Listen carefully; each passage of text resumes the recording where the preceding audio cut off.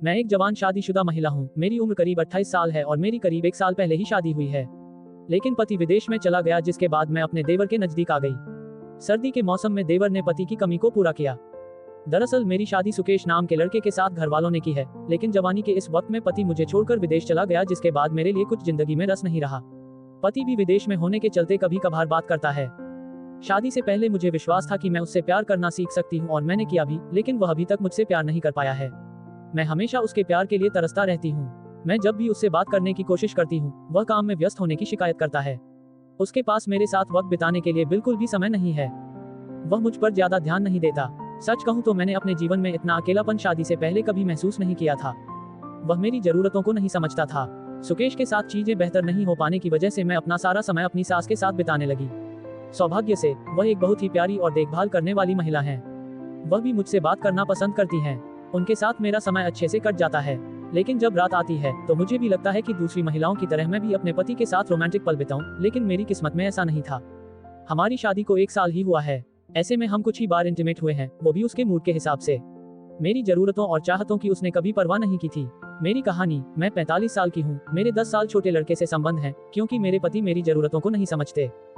ऋषभ को देखकर मुझे अजीब महसूस हुआ। मैं अपनी शादी में बहुत ही कमजोर महसूस कर ही रही थी कि इस बीच विशाल का छोटा भाई ऋषभ न्यूजीलैंड से अपनी नौकरी छोड़कर भारत वापस आ गया। मैं उससे पहली बार मिल रही थी। मैंने उसे शादी में नहीं देखा था। ऐसा इसलिए क्योंकि उसे उस समय वापस आने के लिए वीजा नहीं मिला था। ऐसे में जब वह वापस आया तो मैं उसे देखकर पूरी तरह दंग रह गई। ऐसा इसलिए क्योंकि ऋषभ देखने में बहुत ही हैंडसम है। उसके पास न केवल अच्छी खासी हाइट है, बल्कि उसकी आवाज भी बहुत ही अद्भुत है। उसके साथ बातचीत करने के बाद मेरे दिमाग में जो पहला विचार आया वह ये कि वो लड़की कितनी भाग्यशाली होगी जिसे अपने पति के रूप में ऋषभ मिलेगा। ऐसा इसलिए भी क्योंकि उसका नेचर बहुत ही कमाल का था। वह न केवल सबकी देखभाल करता था, बल्कि उसकी इस अदा पर मैं भी उस पर मरने लगी थी। मेरी कहानी, मैं अपने पति से तंग आ चुकी हूँ। मैंने उसे कई बार रंगे हाथों पकड़ा है। मैंने डेटिंग ऐप पर नकली प्रोफाइल बनाई। ऋषभ इतना हैंडसम था कि मेरा ध्यान उस पर से हट ही नहीं रहा था। मैं नहीं जानती कि मुझे क्या हो रहा है, लेकिन धीरे धीरे मैं उसके प्यार में पड़ गई। ये सब मेरे साथ इसलिए भी हो रहा था क्योंकि मेरा पति मुझ पर बिल्कुल भी ध्यान नहीं देता था। मैंने ऋषभ के साथ नजदीकियां बढ़ानी शुरू कर दी थी। मैंने उसे हर दिन खाना देना शुरू किया। मैंने उससे न्यूजीलैंड में उसके जीवन के बारे में बात करना भी शुरू किया। इसी बीच एक दिन मैंने उसे डेटिंग ऐप पर लड़कियों की जांच करते देखा। वह चुपके से लड़कियों की प्रोफाइल चेक कर रहा था। मैं नहीं जानती कि मुझे एकदम से क्या हुआ, लेकिन उसी रात मैंने उसी डेटिंग ऐप को डाउनलोड किया जिसका इस्तेमाल ऋषभ करता था और अपनी एक नकली प्रोफाइल बनाई। मैंने सूर्यास्त की ओर फेस करते हुए अपनी एक बहुत ही सुंदर तस्वीर लगाई ताकि वह मेरा चेहरा न देख सके। यही नहीं, जैसे ही मैंने एक दिलचस्प बायो ऐड किया वह मुझसे कनेक्ट हो गया। हम दोनों आपस में बहुत सारी बातें करने लगे। वह मुझ पर ज्यादा ध्यान नहीं देता। सच कहूं तो मैंने अपने जीवन में इतना अकेलापन शादी से पहले कभी महसूस नहीं किया था। वह मेरी जरूरतों को नहीं समझता था। सुकेश के साथ चीजें बेहतर नहीं हो पाने की वजह से मैं अपना सारा समय अपनी सास के साथ बिताने लगी। सौभाग्य से वह एक बहुत ही प्यारी और देखभाल करने वाली महिला है। वह भी मुझसे बात करना पसंद करती हैं।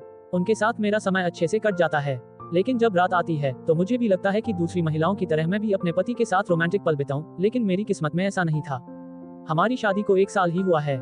ऐसे में हम कुछ ही बार इंटीमेट हुए हैं, वो भी उसके मूड के हिसाब से। मेरी जरूरतों और चाहतों की उसने कभी परवाह नहीं की थी। ऋषभ को देखकर मुझे अजीब महसूस हुआ। मैं अपनी शादी में बहुत ही कमजोर महसूस कर ही रही थी कि इस बीच विशाल का छोटा भाई ऋषभ न्यूजीलैंड से अपनी नौकरी छोड़कर भारत वापस आ गया। मैं उससे पहली बार मिल रही थी। मैंने उसे शादी में नहीं देखा था। ऐसा इसलिए क्योंकि उसे उस समय वापस आने के लिए वीजा नहीं मिला था। ऐसे में जब वह वापस आया तो मैं उसे देखकर पूरी तरह दंग रह गई। ऐसा इसलिए क्योंकि ऋषभ देखने में बहुत ही हैंडसम है। उसके पास न केवल अच्छी खासी हाइट है, बल्कि उसकी आवाज भी बहुत ही अद्भुत है। उसके साथ बातचीत करने के बाद मेरे दिमाग में जो पहला विचार आया वह ये कि वो लड़की कितनी भाग्यशाली होगी जिसे अपने पति के रूप में ऋषभ मिलेगा। ऐसा इसलिए भी क्योंकि उसका नेचर बहुत ही कमाल का था। वह न केवल सबकी देखभाल करता था, बल्कि उसकी इस अदा पर मैं भी उस पर मरने लगी थी। मेरी कहानी, मैं अपने पति से तंग आ चुकी हूँ। मैंने उसे कई बार रंगे हाथों पकड़ा है। मैंने डेटिंग ऐप पर नकली प्रोफाइल बनाई। ऋषभ इतना हैंडसम था कि मेरा ध्यान उस पर से हट ही नहीं रहा था। मैं नहीं जानती कि मुझे क्या हो रहा है, लेकिन धीरे धीरे मैं उसके प्यार में पड़ गई। ये सब मेरे साथ इसलिए भी हो रहा था क्योंकि मेरा पति मुझ पर बिल्कुल भी ध्यान नहीं देता था। मैंने ऋषभ के साथ नजदीकियां बढ़ानी शुरू कर दी थी। मैंने उसे हर दिन खाना देना शुरू किया। मैंने उससे न्यूजीलैंड में उसके जीवन के बारे में बात करना भी शुरू किया। इसी बीच एक दिन मैंने उसे डेटिंग ऐप पर लड़कियों की जांच करते देखा। वह चुपके से लड़कियों की प्रोफाइल चेक कर रहा था। मैं नहीं जानती कि मुझे एकदम से क्या हुआ, लेकिन उसी रात मैंने उसी डेटिंग ऐप को डाउनलोड किया जिसका इस्तेमाल ऋषभ करता था और अपनी एक नकली प्रोफाइल बनाई। मैंने सूर्यास्त की ओर फेस करते हुए अपनी एक बहुत ही सुंदर तस्वीर लगाई ताकि वह मेरा चेहरा न देख सके। यही नहीं, जैसे ही मैंने एक दिलचस्प बायो ऐड किया वह मुझसे कनेक्ट हो गया। हम दोनों आपस में बहुत सारी बातें करने लगे।